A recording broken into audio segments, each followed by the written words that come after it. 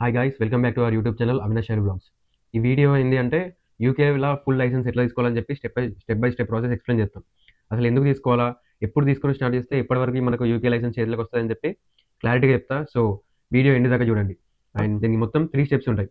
First thing, UK provisional licence apply చేసుకోవాలా, తర్వాత theory test రాయాలా, దాని తర్వాత ప్రాక్టికల్ తీసుకోవాలా.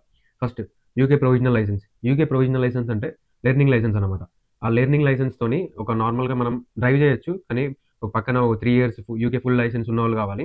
అండ్ యూకే ప్రొవిజనల్ లైసెన్స్ ఎట్లా అప్లై చేసుకోవాలంటే యూకే వెబ్సైట్లోకి పోయి ఒక అకౌంట్ క్రియేట్ చేసుకొని apply for the UK provisional licence అంటే మీకు అన్ని డీటెయిల్స్ అడుగుతుంది. కానీ దానికి ముందు మీరు ఒక 185 డేస్ యూకేలో ఉండాలి. దాని తర్వాత ప్రొవిజనల్కి అప్లై చేసుకోవాలి. అండ్ దెన్ అది అప్లై చేసుకున్న తర్వాత ఒక 1 వీక్లో మీకు ఇంటికి ప్రొవిజనల్ లైసెన్స్ వస్తుంది. ఇది కూడా మీరంతా ఎప్పుడు స్టార్ట్ చేస్తారంటే, మీరు ఇండియా నుంచి యూకేకి వచ్చేటప్పుడు ఆల్రెడీ 1 ఇయర్ది ఇండియా లైసెన్స్ తెచ్చుకుంటారు, ఇంటర్నేషనల్ పర్మిట్ అని చెప్పి. ఒకటి గుర్తుపెట్టుకోండి, అది 12 months మాత్రమే వ్యాలిడిటీ. మీరు యూకే లైసెన్స్ ఎంత తొందరగా అప్లై చేస్తే అంత మంచిది. ఎందుకంటే వన్స్ అది అయిపోయిన తర్వాత 12 months పీరియడ్ అయిపోయిన తర్వాత మీరు ఎక్కడన్నా దొరికిరనుకో పోలీసులకి, నా లెక్క ఎక్కడో ఒక దరిద్రం ఉండి ఎన్నో ఒకటి దొరికిరనుకో, ఈజీగా ఏం లేకుండా 600 to 700 pounds అయిపోతాయి. అంటే 60,000 నుంచి 70,000 దాకా మీరు ఫైన్ కట్టడానికి అయిపోతుంది. సో నేను ఎక్స్పీరియన్స్ అయినా కాబట్టి మీకు కూడా చెప్తున్నది. అంటే ఏం జరిగింది, నేను 600 to 700 pounds ఎట్లా లాస్ అయినా అని చెప్పి ఇదంతా ఒక స్టోరీ ఈ వీడియో ఎండింగ్లో చెప్తాను. ఎందుకంటే ఈ వీడియో మధ్యలో డిస్టర్బ్ చేయడం నాకు ఇష్టం లేదు. సో నేను ఈ వీడియో ఎండింగ్లో ఆ ప్రాసెస్ గురించి అది. సో మీరు రాగానే ఒక 6 months వెయిట్ చేసి 6 months తర్వాత యూకే ప్రొవిజనల్ లైసెన్స్కి అప్లై చేసుకోవాలి. యూకే ప్రొవిజనల్ లైసెన్స్కి మనకు 34 pounds ఖర్చు అవుతుంది ఆన్లైన్లో అప్లై చేసుకుంటే. ఒకవేళ పోస్ట్ ఆఫీస్కి అప్లై చేసుకుంటే 43 pounds అవుతుంది. యూకే ప్రొవిజనల్ లైసెన్స్ అయిపోయింది. నెక్స్ట్ వచ్చేసి థియరీ టెస్ట్. థియరీ టెస్ట్లో మనకు 2 పేపర్స్ ఉంటాయి. ఒక పేపర్లో 50 క్వశ్చన్స్ వస్తాయి, 44 వస్తే పాస్. ఒక పేపర్ ఏంటంటే హజార్డ్ పేపర్ అనమాట. అంటే మనం ముందే మనకి ఏదైనా డేంజర్ వస్తుందని చెప్పి గెస్ చేయాలని చెప్ప. ఎంత తొందరగా గెస్ చేస్తే మీకు అన్ని పాయింట్లు వస్తాయి. 14 క్లిప్స్ ఉంటాయి. ఆ 14 క్లిప్స్లో మీకు మొత్తం కలిసి 75 మార్క్స్కి 44 వచ్చారనుకో పాస్ అనమాట. అది 1-2 సార్లు చూసుకుంటే ఈజీగా పాస్ అయిపోతారు నార్మల్గా. ఈ థియరీ టెస్ట్ ఎక్కడ చదువుకోవాలంటే థియరీ 4-in-1 కిట్ అని చెప్పి ఒక అప్లికేషన్ ఉంటుంది గూగుల్ స్టోర్లో కానీ యాపిల్ స్టోర్లో కానీ యాప్ స్టోర్లో కానీ. ఈ యాప్ స్టోర్కి పోయి దాన్ని 5 pounds పెట్టుకొని కొనుక్కుంటే దాని లోపలికి పోయిన తర్వాత థియరీ టెస్ట్ అని ఒకటి కనిపిస్తుంది. థియరీ టెస్ట్ మీద క్లిక్ చేస్తే ప్రాక్టీస్ రివిజన్ క్వశ్చన్స్ అని ఉంటుంది. ప్రాక్టీస్ రివిజన్ క్వశ్చన్స్ మీద క్లిక్ చేసినాక ఆల్ కేటగిరీస్ ఉంటుంది. కింద 15 సబ్ కేటగిరీస్ ఉంటాయి. సో ఆ 15 సబ్ కేటగిరీస్ ఫస్ట్ మీకు చూడంగానే 0% అని కనిపిస్తుంది. ఆ 15 సబ్ కేటగిరీస్ని మీరు ఫస్ట్ 100% చేయాలి. 100% ఎట్లా చేయాలంటే, ఇప్పుడు ఒక కేటగిరీ ఉంది, వీడియోస్ అనే కేటగిరీ ఉంది. అలా 26 to 27 క్వశ్చన్స్ ఉంటాయి. మీరు 27కి 27 ఆన్సర్స్ కరెక్ట్ పెట్టారనుకో అది 100% అయిపోతుంది. ఒకవేళ మీకు ఒక 5 క్వశ్చన్స్ ఇస్తే అందులో 4 క్వశ్చన్స్ తప్పు, ఒక క్వశ్చన్ రైట్ అయిందనుకో, అది ఇప్పుడు మీకు పర్సెంటేజ్ అనేది సేమ్ ఉంటుంది, తగ్గది పెరగది. సో మీరు అది 100% అయ్యేదాకా 15 సబ్ కేటగిరీస్ 100% అయ్యేదాకా చూసుకొని ఇది అయిపోయిన తర్వాత ఆల్ కేటగిరీస్కి వెళ్తే మీకు అన్ని కంబైన్లో ఒక క్వశ్చన్ పేపర్ వస్తుంది అనమాట. సో ఆ క్వశ్చన్ పేపర్లన్నీ ఇది 100% చేసుకుని ఆల్ కేటగిరీస్ 100% చేసుకున్న తర్వాత మీకు కాన్ఫిడెన్స్ బిల్డ్ అవుతుంది. నేను థియరీ టెస్ట్ పాస్ అవ్వగలను అని చెప్పి ఒక కాన్ఫిడెన్స్ బిల్డ్ అవుతుంది. సో ఇదంతా కాన్ఫిడెన్స్ బిల్డ్ అయిన తర్వాత మాక్ టెస్ట్ అని ఉంటుంది. దాని కింద థియరీ టెస్ట్ కింద మాక్ టెస్ట్ అని ఉంటుంది. మీరు మాక్ టెస్ట్ తీసుకున్నప్పుడు ఒక 10 పేపర్స్ వస్తే అందులో ఒక 8 పేపర్స్లో మీకు 50కి 45 వచ్చింది అనుకో, మీరు కళ్ళు మూసుకొని థియరీ టెస్ట్ పాస్ అవుతారు. సో మీరు ప్రొవిజనల్ వచ్చిన తర్వాత వెంటనే అప్లై చేస్తే మీకు ఒక 1 monthకో 15 daysకో స్లాట్ దొరుకుతుంది థియరీ టెస్ట్ రాయడానికి. థియరీ టెస్ట్ కూడా మనకు చూసుకుంటూ రాయడానికి ఉండదు, ఏముండదు. పోయినాక మన ఇండియాలో ఒక బోర్డ్ ఎగ్జామ్కి ఎట్లా చెక్ చేస్తారో అన్ని అట్లా చెక్ చేసి లోపలికి పంపించి మళ్ళీ మీకు ప్రతి ఒక్క సిస్టమ్ పైన ఒక కెమెరా ఉంటుంది అనమాట. మీరు ఒక దిక్కులు చూసినా ఏమైనా చూసినా కానీ వాళ్ళు ఇప్పుడు కొంచెం అడిట్ చేసిరు అనుకో మిమ్మల్ని బయట పోమంటారు, అంతకుమించి ఏం చెప్పారు కూడా. సో మీరు మంచిగా రాసి థియరీ టెస్ట్ పాస్ అయ్యారు అనుకో, థియరీ టెస్ట్కి మీకు ప్రతి అటెంప్ట్కి 23 pounds అవుతాయి. మీరు ఎన్ని అటెంప్ట్లు తీసుకుంటే అన్ని 23 pounds కట్టాలి. ఫస్ట్ ప్రొవిజనల్కి 34 pounds, దీనికి 23 pounds. అంటే 23, 34, 57 pounds. ఈ రెండింటికి కలిపి మీకు 57 pounds ఇక్కడ అయిపోయినాయి. మీరు ఎన్ని అటెంప్ట్లు చేస్తే అంతగానో అయిపోతాయి. నా ఎగ్జాంపుల్ తీసుకుంటే నేను అప్పటికే 8 months డ్రైవ్ చేసిన, నేను థియరీ టెస్ట్ రాయకముందు 6 months డ్రైవ్ చేసిన ఇక్కడ. సో నాకు కొంచెం కాన్ఫిడెన్స్ ఉండే నేను పాస్ అవుతా, ఎందుకంటే నాకు అబౌట్లు తెలుసు, అబౌట్ సైన్స్ తెలుసు, ఇవన్నీ తెలుసు, నేను పాస్ అవుతా అని చెప్పి ఒక గుడ్డి నమ్మకం, ఓవర్ కాన్ఫిడెన్స్తో పోయి ఎగ్జామ్లో కూడా కూర్చున్నా. నా బ్యాడ్ లక్ ఏంటంటే ఒక మార్క్తో పోయినా, నేను ఒకటే మార్క్తో పోతే దెన్ నెక్స్ట్ టైం మళ్ళీ క్లారిటీగా చదువుకొని పోతే నాకు 50 దగ్గర 45 వచ్చినాయి. So well and good. తర్వాత నేను థియరీ టెస్ట్ పాస్ అయిపోయినా. And next comes the main thing is practical టెస్ట్కి మనం నార్మల్గా స్ట్రెస్ ఫీల్ అవుతాం కాబట్టి ఫెయిల్ అవుతాం. ద మెయిన్ థింగ్ ఏంటంటే స్ట్రెస్ థింగ్ ఏంటంటే స్ట్రెస్ ఫీల్ కావద్దు. అండ్ నేను మీకు ప్రాక్టికల్ పాస్ అవ్వడానికి కొన్ని టిప్స్ చెప్తాను. ఫస్ట్, స్లాట్ దొరకాలంటే కష్టం. ఒకవేళ మీరు బయట యూకే ఉండడానికి తెలుసు, ఒక 200 300 ఇస్తే మనకు ఒక ప్రాక్టికల్ స్లాట్ విత్ ఇన్ 2 weeksలో సెట్ చేస్తారు. అట్లా కాకుండా మీరు ఒక ముందే సెట్ చేసుకున్నారనుకో, మీరు లైసెన్స్ అయిపోకుండా 6 months నుంచి స్టార్ట్ చేశారనుకో, మనకు 200 300 మిగులుతాయి కదా. ఆలోచించురు, 200 300 పోయే బదులు మనం 6 months ముందే పోయినాం అనుకో, మనకు 200 300 మిగిలితే అవి వేరే దేనికైనా ఖర్చు అవుతాయి. సో మీరు అట్లా ఆలోచించుకొని ముందే ప్రాసెస్ స్టార్ట్ చేయరు.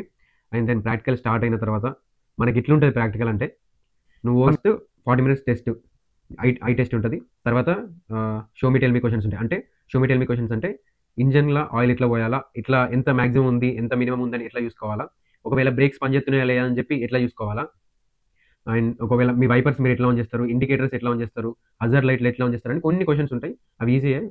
నేను కావాలన్నా నేను కింద లింక్లో పెడతా, కావాలంటే మీకు పంపిస్తా కూడా. మీకు 4 మాన్యువల్స్ ఉంటాయి. Reverse parking, forward parking, parlour parking and 2 cars length reversing.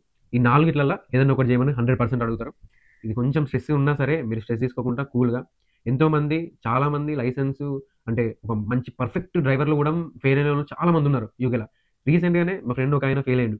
ఎందుకు ఫెయిల్ అయిందో తెలుసా? ఆయన 2, 3, 4 సార్లు పక్కకు ఆపిస్తానని చెప్పిన కదా. ఆయన ఆపించినప్పుడు రైట్ చూసుకోకుండా డైరెక్ట్ ఇండికేటర్ వేసింది. అది ఒకసారి అయితే మైనర్, 2 సార్లు అయితే మైనర్, థర్డ్ టైం అయితే మేజర్. అంటే 2 ఆర్ మోర్ టైమ్స్ వాళ్ళకి ఇష్టం. ఇక 2 టైమ్స్ని కన్సిడర్ చేయొచ్చు, 3 టైమ్స్ కన్సిడర్ చేయొచ్చు.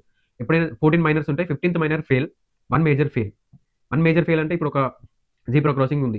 జీబ్రా క్రాసింగ్ అక్కడ నుంచి ఒకరు వస్తారు, ఒక పర్సన్ వస్తారు. ఆ జీబ్రా క్రాసింగ్ మీకు పోదామని ఆ పర్సన్ అనుకుంటారు, కానీ నీకు తెలియదు పోతారో పోరా అని చెప్పి. స్టిల్ నువ్వు ఇక్కడ నువ్వు వాళ్ళని గమనించకుండా ముంగడ వెళ్ళావంటే ఫెయిల్. అది మేజర్. అంటే ఒక పర్సన్ నువ్వు డేంజర్లో వారిస్తున్నావు కాబట్టి నువ్వు ఫెయిల్ అనమాట. సో మేజర్స్ ఒక్కడైనా ఫెయిలే, 15 మైనర్స్ అయితే ఫెయిల్. మోస్ట్లీ నాకు వచ్చింది, నేను మొన్న పాస్ అయినప్పుడు నాకు వచ్చింది 4 మైనర్స్. ఆ 4 మైనర్స్ ఎట్లా అంటే నేను ఫస్ట్ థింగ్ ఒక దగ్గర స్పీడ్ పోయినా, అది 60 రోడ్ అది 60 రోడ్ నేను క్రాస్ చేసుకుంటూ సడన్లీ 40 రోడ్ మీదకి రావాల్సి వచ్చింది. అంటే వస్తుంది అట్లనే ఉంటుంది కదా, ఏదైనా రోడ్ ఇప్పుడు రోడ్ తగ్గకుండానే పోతుంది కదా. కానీ నేను ఆ సింబల్ని చాలా లేట్గా చూసిన, 40 సింబల్ లేట్గా చూడడం వల్ల 40 స్పీడ్ దగ్గర నేను 42 పోయినా. వాడు ఎగ్జామినర్ అది చూసి సో 1 మైనర్ వేసిండు. ఇంకా 3 మైనర్లు చిన్న చిన్న సిగ్నల్ దగ్గర ఆడ ఇలా జరిగినాయి. సో అది మొత్తానికి అయితే పాస్ అయిపోయినా. నేను టిప్స్ చెప్తాను మీకు. ఫస్ట్ థింగ్ ఏంటంటే డ్రైవ్ చేసేటప్పుడు స్ట్రెస్ ఫీల్ కావద్దు. సెకండ్ థింగ్ ఏంటంటే అబ్జర్వ్ చేయాలి.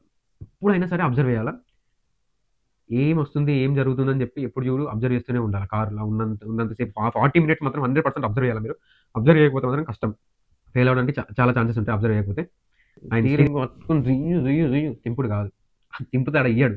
ఎప్పుడైనా సరే స్టీరింగ్ 2 చేతులలో ఉండాలి, 2 చేతులు పట్టుకోవాలా. ఎప్పుడైనా సరే 2 చేతులతో స్టీరింగ్ పట్టుకోవాలి. అంటే మిర్రర్స్ ఈ మొత్తంలో నీకు ప్రాక్టికల్ టెస్ట్ మొత్తానికి అబ్జర్వేషన్ అనేది చాలా ఇంపార్టెంట్. అబ్జర్వేషన్ ఎంత అబ్జర్వ్ అయితే నీకు అంతగానం ఎక్కువ పాస్ అయ్యే అవకాశాలు ఎక్కువ ఉంటాయి. సో అబ్జర్వేషన్స్ ఎట్లా అంటే బిఫోర్ స్టార్టింగ్ యువర్ కార్ ఎప్పుడైనా సరే you have to see 6 side check. 6 side check అంటే నువ్వు కార్ స్టార్ట్ చేసిన తర్వాత యూ సీ మొత్తం ఇట్లా దింపాలా, మళ్ళీ ఇట్లా దింపాలా, మొత్తం మెడంతా దింపాలా. దింపిన తర్వాత రైట్ ఇండికేటర్ వేయాలి. ఇప్పుడు రైట్ ఇండికేటర్ వేయాలా, దీనికి ఎవరు వస్తలేరు అంటేనే రైట్ ఇండికేటర్ వేయాలి. ఎవరైనా వస్తే నువ్వు రైట్ ఇండికేటర్ వేయద్దు అసలు, ఎందుకంటే నువ్వు పోతున్నావు అని చెప్పి వాడవుతానని ఎగ్జామినర్ ఫీలింగ్. ఎగ్జామినర్ని మనం ఇక కన్విన్స్ చేయాలన్నమాట. సో రైట్ ఇండికేటర్ వేయాలి. రైట్ ఇండికేటర్ వేసి ఎప్పుడైనా సరే రైట్ ఇండికేటర్ లెఫ్ట్ ఇండికేటర్ వేసేటప్పుడు ఫస్ట్ మిడిల్ మీద చూడాలా, తర్వాత రైట్ ఇండికేటర్ అయితే రైట్ చూడాలా, లెఫ్ట్ ఇండికేటర్ లెఫ్ట్ చూడాలా. మనం రైట్ ఇండికేటర్ వేస్తున్నప్పుడు కూడా ఫస్ట్ మిడిల్ మిర్రర్ చూసి రైట్ ఇండికేటర్ వేయాలి. అండ్ దెన్ బ్రేకింగ్, మీరు బ్రేక్ వేసేటప్పుడు ఎప్పుడైనా సరే వెనకాల వస్తుంది అంటే మిడిల్ మిర్రర్ చూసిన తర్వాతనే బ్రేక్ని టచ్ చేయాలి. మీరు నార్మల్గా చూడకుండా టచ్ చేస్తే మన వెనకాలోడు మనకు దగ్గర దాకా ఆగిండు అంటే it's considered as major and you are fail. మనకు ఒక అలవాటు ఉంటుంది, నార్మల్ మోస్ట్ ఆఫ్ ది పీపుల్కి ఒక అలవాటు ఉంటుంది. ఏంటంటే సిగ్నల్ పడ్డదంటే సిగ్నల్ రాకముందే మనం బండి స్లో చేసుకొని గేర్స్ని న్యూట్రల్ వేస్తాం. సో అట్లా వేయకూడదు. మనం బండి ఆగిన తర్వాతనే గేర్ న్యూట్రల్ వాడాలా. డైరెక్ట్ అది మేజర్, డైరెక్ట్ ఫెయిల్. అది నీకు మైనర్ కూడా మీయడు. అప్పుడు కొన్ని ఛాన్సెస్లో మైనర్ ఇస్తాడు, నార్మల్కి అది ఫెయిల్ కింద కన్సిడర్ చేస్తారు. దెన్ ఇదంతా అయిపోయినాక 40 మినిట్స్ అయిపోయాక మీరు సేమ్ టెస్ట్ సెంటర్కి వస్తారు. టెస్ట్ సెంటర్కి వచ్చిన తర్వాత యూ హ్యావ్ టు వాళ్ళు మీకు ఏమేమి మైనర్ లేదని చెప్పి మీకు ఒక సర్టిఫికేట్ ఇస్తారు. దెన్ అప్పటి నుంచి మీకు ఆల్రెడీ లైసెన్స్ వచ్చినట్టే, లైక్ ఒక 1 వీక్లో మీకు లైసెన్స్ కార్డ్ ఇంటికి వచ్చేస్తుంది. అండ్ ఫైనల్లీ నేను ఫస్ట్ వీడియో చెప్పినట్టు నేను నా స్టోరీ చెప్తాను చెప్పిన కదా లాస్ట్కి. నా స్టోరీ ఏం జరిగిందంటే నేను సెప్టెంబర్ 16కి ఫ్రెండ్ని చూద్దామని చెప్పి లండన్ పోయినా. నార్మల్గా కొన్ని వెహికల్స్ ఉంటాయి ఇక్కడ. నార్మల్గా అయితే ఎవరన్నా ర్యాష్గా డ్రైవ్ చేస్తానో, ఇష్టం నుండి పోతేనో, లేకపోతే ఇక్కడ వాళ్ళన్నా డేంజర్లో వాడితేనో పోలీసులు వచ్చి ముంగడ ఆపుతారు. కానీ లండన్లో ఎట్లుంటాయంటే కొన్ని వెహికల్స్, మా లూడన్లో అయితే అట్లుంటాయి. లండన్లో ఎట్లుంటాయంటే డైరెక్ట్ ఆ వెహికల్కి కెమెరాస్ ఉంటాయన్నమాట. ఆ కెమెరాస్ ప్రతి ఒక్క వెహికల్ నెంబర్ ప్లేట్ని డిటెక్ట్ చేసి ఎవరు లైసెన్స్ మీద ఉన్నారు, ఎవరు ఇన్సూరెన్స్ ఉంది, ఎవరికి లేదని చెప్పి డైరెక్ట్ డిటెక్ట్ చేసి పోలీస్ కార్ వచ్చి ముంగడ ఆపుతుంది. అయితే నేను లండన్ ఇట్లానే పోయేటప్పుడు ఇట్స్ అరౌండ్ 20 స్పీడ్ రోడ్. అది 20 స్పీడ్ రోడ్లో నేను ఆల్రెడీ 15లోనే పోతున్నాను, ఎందుకంటే ముంగడ కార్లు కూడా 15లో పోతున్నాను. నేను కూడా మంత్లో పోతున్నా. సడన్గా సిగ్నల్ పడ్డది, నేను అయినా 9 పోలీసులు నేను అబ్జర్వ్ చేయలేదు. అంటే నాకు అబ్జర్వ్ చేసిన అవసరం కూడా, నేను ఏమనుకున్నా అంటే నా దగ్గర అన్ని ఉన్నాయని చెప్పి నేను కాన్ఫిడెంట్గా పోతున్నాను. నార్మల్గా నేను ఏం లేకపోతే అసలు కార్ బయటకు తీయ, నేను నా దగ్గర అన్ని ఉన్నాయి అని చెప్పి నేను పోతున్నా. పక్కకు వచ్చిండు, సిగ్నల్ దగ్గర పక్కకు చాపిండు. మేట్ అన్నాడు, హలో మేట్ అన్నాడు. అంటే హలో మేట్ అన్నాడు, could you please stop over on the left అన్నాడు. ఓకే మేట్ అని చెప్పి పోయి లెఫ్ట్ ఆపినాడు. లిఫ్ట్ ఆపిన తర్వాత నాకు అర్థమైతలేదు అసలు ఎందుకు ఆపినా అర్థమైతలేదు. సో పోలీస్ కార్ దిగొచ్చిండు, దిగొచ్చి You know why I pulled you over. అన్నాడు. Sorry sir, I don't know అన్నా. ఐ డోంట్ నో అంటే this vehicle has been registered on the provisional licence, where is your licence అన్నాడు. This vehicle owner has been registered on the provisional licence, where is your licence అన్నాడు. అంటే నేను తప్పు చేయలేదు. నా licence number plate scan చేసి ఆ vehicle scan చేసుకొని ఈ వెహికల్ ఓనర్ ప్రొవిజనల్ లైసెన్స్ మీద ఉన్నాడు, నీ లైసెన్స్ ఏదని చెప్పి అడిగినాను. అంటే వెహికల్ ఓనర్ నేనే, నాకే ప్రొవిజనల్ ఉంది. నేను అప్పటికే ప్రొవిజనల్ తీసుకొని థియరీ టెస్ట్ పాస్ అయినా, ప్రాక్టికల్కి అప్లై చేసుకొని పెట్టుకున్నా. సో ఇది దీని మీద ఇది ప్రొవిజనల్ మీద ఉంది, నీ లైసెన్స్ ఏదంటే నీ ఓనర్ ఎవరు అని అడిగిండు. సార్ ఓనర్ నేనే, ఆ ప్రొవిజనల్ మీద ఉంది కూడా నేనే, నా దగ్గర లైసెన్స్ ఉందని చెప్పి అప్పటికే నాది నేను సెప్టెంబర్ 16కి దొరికినా ఇక్కడ, నాకు సెప్టెంబర్ 7కి లైసెన్స్ అయిపోతే నేను సెప్టెంబర్ 7కి ఐటీసీ అని ఒక లైసెన్స్ ఉంటుంది, ఆ లైసెన్స్ తీసుకున్నా. అంటే ఒక సెకండ్ ఆప్షన్ లెక్క ఒక లైసెన్స్ తీసుకున్నా. సో పోలీస్ సార్ చాపి నీ లైసెన్స్ చూపించిన, లైసెన్స్ చూపించిన తర్వాత నో మేట్ ఇది కుదరదు, నీ లైసెన్స్ అయిపోయింది according to the UK rules. నువ్వు ఇక్కడికి వచ్చిన తర్వాత from the start of your day 12 months మాత్రమే మీ లైసెన్స్ వ్యాలిడిటీ. 12 months తర్వాత నువ్వు ఎలాంటి లైసెన్స్ తీసుకున్నా నీకు వ్యాలిడిటీ ఉండదు. So we are taking this vehicle అని చెప్పి వెహికల్ని తీసుకుపోయి నన్ను అన్నారుగా ఒక 2 hours లోపు ఎవరైనా యూకే లైసెన్స్ తీసుకొని ఆయన ఇన్సూరెన్స్ తీసుకొని వచ్చి కార్ని తీసుకపో అని చెప్పి అన్నాడు. అయితే 2 hours లోపు నాకు యూకే లైసెన్స్ ఉన్న వాళ్ళు అప్పటికి ఇద్దరికి ఫోన్ చేసిన, వాళ్ళు వస్తామన్నారు. కాకపోతే నేను లండన్లో ఉన్న, వాళ్ళు ఎక్కడో నార్త్ నాకు ఎక్కడో లెస్చర్లా, ఒకళ్ళు లూటన్లో ఉన్నారు. సో కుదరకపోయేసరికి వాళ్ళు ఆ వెహికల్ తీసుకుపోయారు. నెక్స్ట్ డే అన్నని పట్టుకొని పోయినా, అంటే యూకే లైసెన్స్ ఉన్న అన్నని తీసుకొని పోయి అక్కడ పెడితే, మనకు నార్మల్ ఇన్సూరెన్స్ కన్నా నువ్వు ఆ వెహికల్ని జైలు నుంచి వాళ్ళు తీసుకుపోయిన సెల్ నుంచి బయటకు తీసుకురావడానికి 1 day ఇన్సూరెన్స్ ఎంతో తెలుసా? 300 pounds, అంటే నియర్లీ 30,000. ఒక 1 poundని 100 rupees వేసుకుంటే 30,000 1 dayకి. సో మేము అటో ఇటో కష్టపడి 300 pounds కట్టినాం. అండ్ అది తీసుకొచ్చినందుకు, ఆ వెహికల్ ఎక్కడ దొరికిందో అక్కడ నుంచి ఇక్కడ తీసుకొచ్చినందుకు 218 pounds, అంటే ఇక్కడనే 518 pounds అయిపోయినాయి. మళ్ళీ 1 day ఛార్జ్ 24 pounds ఎంతో ఉండే. ఇవన్నీ కలిపి ఒక 540 pounds ఏమో కట్టినాం మేము. 540 pounds కట్టి ఇంటికి తీసుకొచ్చినాం. కార్ వచ్చేసింది అప్పటికి, కార్ నైట్ వచ్చేసింది. వచ్చిన తర్వాత నెక్స్ట్ డే ఇప్పుడు ఇక్కడ దాకా ఇల్లది పోలీసు ఇదంతా కథ. నెక్స్ట్ డే ఏంటంటే ఒక రూల్ ఏంది, నువ్వు రోడ్ మీద వ్యాలిడ్ లైసెన్స్ లేకుండా వచ్చినామని చెప్పి ఫైన్, అది 100 pounds. సరే అని చెప్పి కట్టేసిన. ఎందుకు ఇప్పుడు మనం ఇక్కడ నుంచి వచ్చినాం, ఇక్కడికి మన మీద ఏం రావద్దు, ఏం ఛార్జెస్ ఉండద్దు అని చెప్పి కట్టేసిన. నేను కట్టేసిన తర్వాత నా ప్రొవిజనల్ లైసెన్స్ నెంబర్ పంపిమన్నారు. సో నేను పంపించిన అంత అయిపోయింది అనుకున్నా. సెప్టెంబర్లో జరిగింది, సెప్టెంబర్ 16th అంత క్లోజ్ అయిపోయింది అనుకున్నా. కానీ జనవరిలో నాకు ఇంటికో మెయిల్ వచ్చింది. ఏమైంది, ఎందుకు మెయిల్ వచ్చిందని చెప్పి ఓపెన్ చేసి చూస్తే, నువ్వు కోర్టుకి రావాలా, ఎందుకంటే నేను మీకు ప్రొవిజనల్ నెంబర్ పంపిమన్నా, అది మాకు అందలేదు, సో నువ్వు కోర్టుకి రావాలన్నారు. సో నేను కోర్టు వాళ్ళకు ఫస్ట్ పోకముందు వాళ్ళకి ఫోన్ చేసి, ఏమైంది ఏం కదా అంటే, ఇట్లా నువ్వు ప్రొవిజనల్ లైసెన్స్ పంపించిన అంటున్నావు, కానీ అది మాకు రాలేదు, సో నేను కోర్టుకు పిలుస్తున్నాను అని చెప్పాను. నేను మస్తు టెన్షన్ అయిపోయినా, ఇక నీ అమ్మాయి ఏదాకా వచ్చి మళ్ళీ ఈ కోర్టు గోళాలు ఏంది అది అని. సో అక్కడికి పోయిన తర్వాత కోర్టులో ప్రొవిజన్ ఎట్లా ఉంది తెలుసా? అసలు కోర్టు అంత మంచిగా ఉంటుందని నాకు తెలియదు అసలు. మన కోర్టులో అంటే మన జనాభా ఎక్కువ కాబట్టి మన కోర్టులో రద్దీ ఉంటుంది, కానీ ఇక్కడ అంతకన్నా ఏం లేదు. దానికి సపరేట్ ఒక బ్లాక్కి కొన్ని 3 rooms ఉంటే డిఫరెంట్ సెక్షన్కి డిఫరెంట్ రూమ్స్ ఇచ్చి, ట్రాఫిక్ ఒకటి, మర్డర్ ఒకటి, అట్లా ఉన్నాయన్నమాట. సో కోర్టులో పోయిన తర్వాత అడిగిర్రు, అన్నిటికీ ఆన్సర్ చెప్పిన తర్వాత ఇదంతా పరిశీలించిన తర్వాత మేము ఏమనుకుంటున్నామంటే, మేము 12 months తర్వాత ఎక్కువ ఉండదు కాబట్టి యూకే రూల్స్ ప్రకారం నీకు 100 pounds ఫైన్ ఎత్తున్నాం. అంటే నేను ఫస్ట్ కట్టిన 100 pounds రీఫండ్ చేసిర్లే, మళ్ళీ 100 pounds ఫైన్ వేసారు, 3 points ఎత్తున్నామని చెప్పి. సరే థ్యాంక్ యూ సో మచ్ అని చెప్పినాం. లాస్ట్కి వచ్చేటప్పుడు ఇక థ్యాంక్ యూ అని చెప్పి వచ్చేసిన. అక్కడికి చాప్టర్ క్లోజ్. అంటే నార్మల్గా అప్పుడు 540 pounds, ఇప్పుడు 100 pounds, 640 pounds అయిపోయినాయి.